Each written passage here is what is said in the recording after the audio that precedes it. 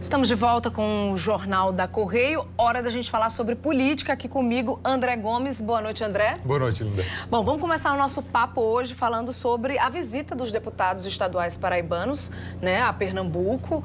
E a que se deveu essa visita? Foi uma cortesia ou tinha alguma coisa por trás? Conta aí. Não, tinha sim, Linda. E boas intenções, na verdade. Que bom. Né? 4 deputados paraibanos estiveram desde ontem, né, em Recife, na Assembleia Legislativa de Pernambuco, né, foram conhecer a experiência de trabalho da Comissão, né, de Assuntos Internacionais. É uma comissão que funciona na Assembleia Legislativa e que faz esse meio de campo, né, esse intermédio entre o governo do Estado e outros países pelo mundo. Então, os deputados paraibanos Camila Toscano, Tovar Corrêa Lima, Eduardo Carneiro e Poliana Dutra, como vocês estão vendo aí, foram conhecer essa experiência para trazer isso aqui para o estado da Paraíba. Eles querem colocar a Paraíba nesse cenário mundial, né? Nessa época de globalização. Os deputados acreditam que a Paraíba ainda é muito tímida diante de todo um cenário mundial, né, principalmente econômico. Então, eles querem trazer essa experiência aqui para o estado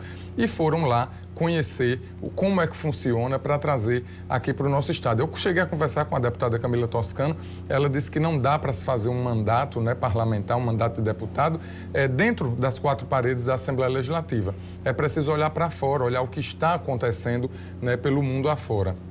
E principalmente nessa área econômica, o estado de Pernambuco é muito rico. Lá, por exemplo, eles têm parcerias com diversos países, né? Estados Unidos, Portugal, Malta, outras nações que aplicam, investem dentro do estado em diversas áreas, na área econômica, na área da educação, de saúde, né? Em várias áreas sociais. Então, essas experiências foram apresentadas aos deputados paraibanos e eles vão adquirir isso para trazer de volta aqui para o estado da Paraíba, nessa instalação de uma comissão aqui no estado. E essa comissão seria uma nova comissão na Assembleia Legislativa? Exatamente. Inclusive, Linda, essa comissão foi criada na terça-feira e já na terça-feira os deputados viajaram para Recife. Eles criaram uma comissão permanente, não vai ser uma comissão temporária apenas, é uma comissão permanente que foi votada, né, foi modificado o regimento interno da Assembleia Legislativa para incluir mais essa comissão. A casa agora passa a ter 11 comissões permanentes e essa é mais uma comissão.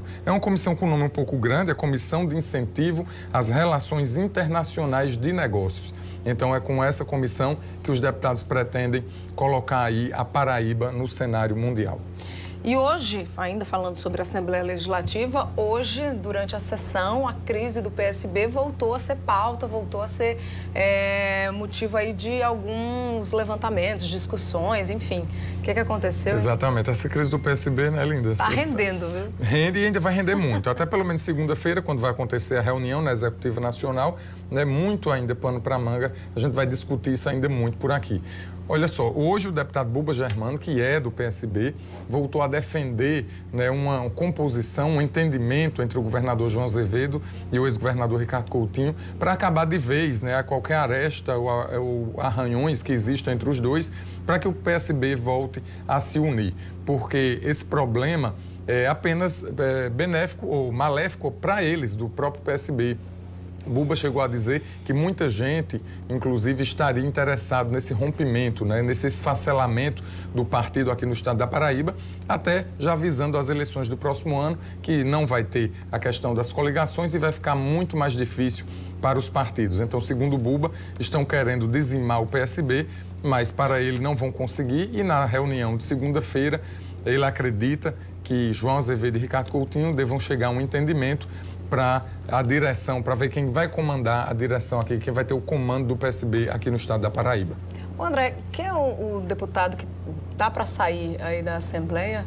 Vamos dizer que está de malas prontas já, né, para deixar a casa. É o suplente, Anísio Maia, né, do PT, ele está ocupando a vaga do deputado Genival Matias, que pediu uma licença de 121 dias e já retorna agora na sexta-feira. Então, Anísio, o único representante do PT, o PT não conseguiu eleger nenhum deputado estadual nas eleições do ano passado e ele deve deixar a casa com esse retorno de Genival Matias. Mas Anísio disse que durante o final de semana deve conversar com o Genival Matias para definir uma possível estratégia para que ele permaneça na casa.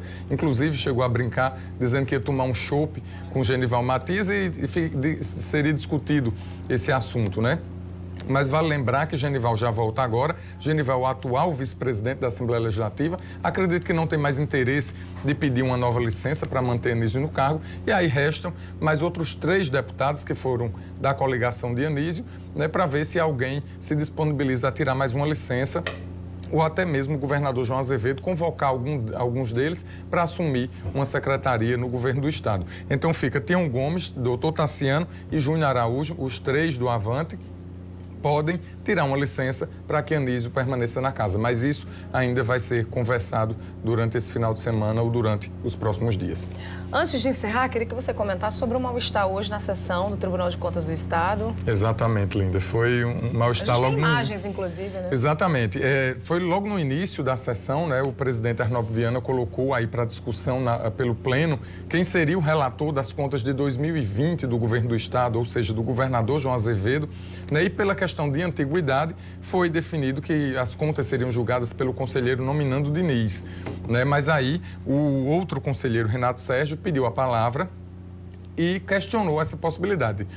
Perguntou e pediu que nominando relatasse as contas de 2016, mas só que lembrando que as contas de 2016 eram do ex-governador Ricardo Coutinho, e aí nominando respondeu que ficaria a cargo do Pleno do Tribunal. Nominando não gostou muito e disse que o tribunal definiria, né, a mesa diretora definiria quem seria o julgador das contas de 2020 do governador João Azevedo. Mas aí lembrando que Renato Sérgio está na lista tríplice, né, que a nova lista foi encaminhada a João Azevedo para que ele indique um dos 3 nomes para compor de vez a corte, né, o Tribunal de Contas.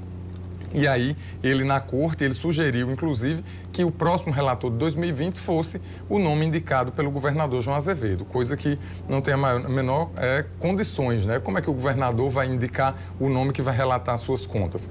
Então, essa questão foi questionada no Pleno pelo conselheiro André Carlos Torres, né? E aí ficou definido que a mesa diretora, em uma reunião interna, porque isso foi durante a sessão, então uma reunião interna vai definir quem é que vai relatar as contas de 2020 do governador João Azevedo. Mas ficou um clima bem pesado no tribunal hoje, Linda.